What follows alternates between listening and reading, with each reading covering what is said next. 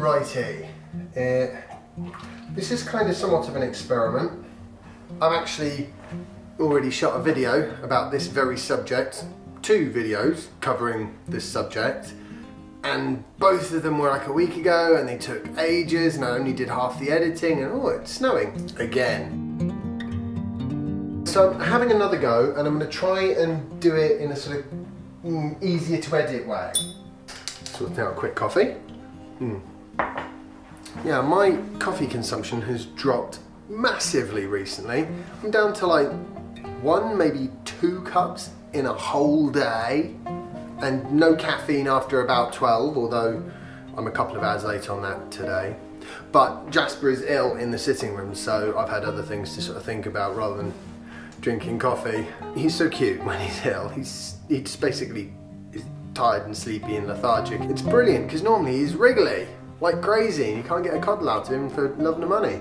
Anyway, enough of Jasper. I want to talk about Tesla because I feel like they are starting to mature from that sort of beginning company phase into something more sustainable in the long term. I've seen it with a few companies and it's very much a sort of Silicon Valley technique for gaining scale quickly. You just basically take cash from anyone who will give it to you. You grow as quickly as possible without really worrying about profitability, because provided you know that the profitability can be there, it's more important to have the growth, which is what Tesla's been doing for all of its existence so far. But now the Model 3 is released, they have started to make some changes. The first big change was that from November last year, there was no more free supercharging. If you bought a Tesla, you were going to have to pay for the supercharging. It wasn't too expensive, but they raised those prices and then lowered them again a bit. But what that meant is that your brand new Tesla wouldn't come with any free supercharging unless you used a referral code, in which case you'd get 6 months for free. Okay, well, they've been giving less and less free supercharging every few months for a while now, and it's clear that what they're basically needing to do is move to the point where supercharging is self-sufficient, if not a profit center. I don't think they ever actually intend to make any money from it, but they don't want it to be a drain on the profit that comes from selling a new car, because they can no longer afford to do that because they need to start making profit. And especially as the Model 3 start to come through, the sort of the more base model versions, they will tend to have less margin on them, which means that it's even more important that supercharging isn't reducing the available profit there, because Tesla is now in that stage of a business where it has grown to the point where it should be able to be profitable. There's no more excuses. They are not technically a small car company anymore. Now they are a medium-sized car company. And as such, they should be making some money. And that's what they're trying to do. And I think they're getting there. Just about. It's a bit touch and go. But there have been some changes, therefore. And some of the other things which I'm actually quite pleased to see coming is a bit more of a maturity in things like parts. For example, in the UK at the moment, there is no storage of parts anywhere. Either service centres or body shops have got some parts, or they haven't and they have to order them, and then they have to come either from the Netherlands or from America. In other words, it's a lot of journey time to get, say, a bonnet, which, as it turns out, is what I'm still waiting for on my car. Oh my word. Now, the good news is a mature car company would just have a warehouse of parts in each sort of major geographic area. Like, you know, the UK is big enough. There should be somewhere with some parts in the whole of the UK. You know, when you've sold thousands and thousands of vehicles and you plan on selling thousands and thousands more. And guess what? Tesla agree, as far as I know. And I have had a sort of a little bit of suggestion from a few people that there may well be a parts depot, warehouse, something along those lines somewhere in the UK. It's not confirmed, it's just a rumour that I heard, but I think it is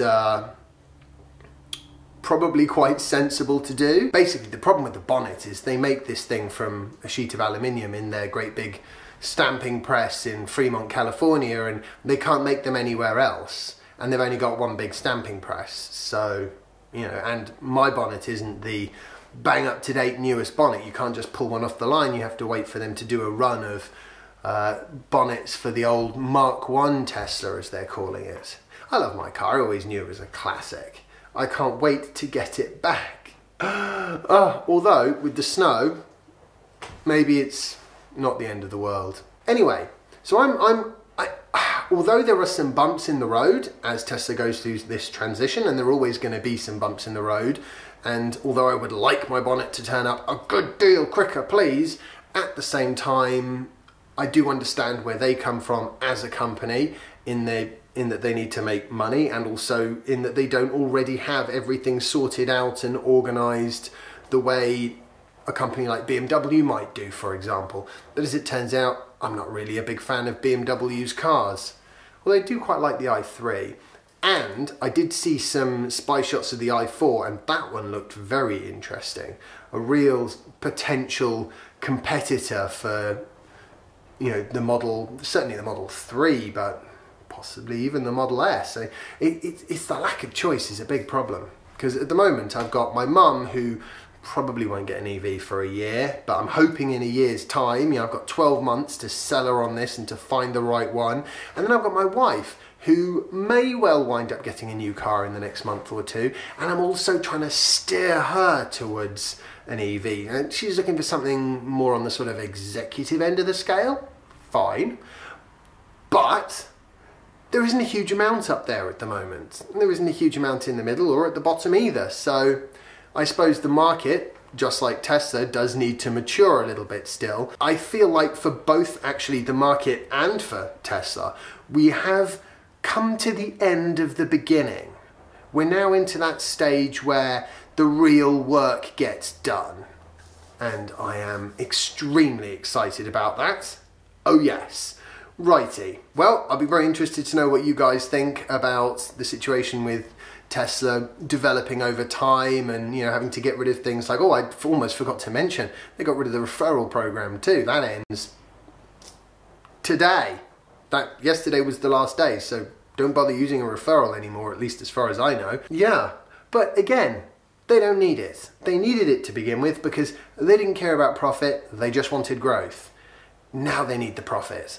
Otherwise, they're not going to find the financial support that has been there in the past as forthcoming, because at the end of the day, everyone wants to make money a little bit, usually.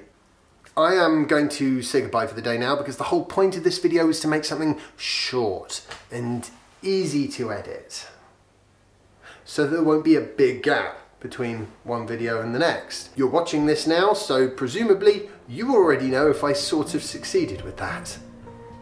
Anyway, I hope you've enjoyed it. If you have, remember to like it, share it, follow me on Twitter and Instagram if you don't already, and I will see you in the next episode. Bye.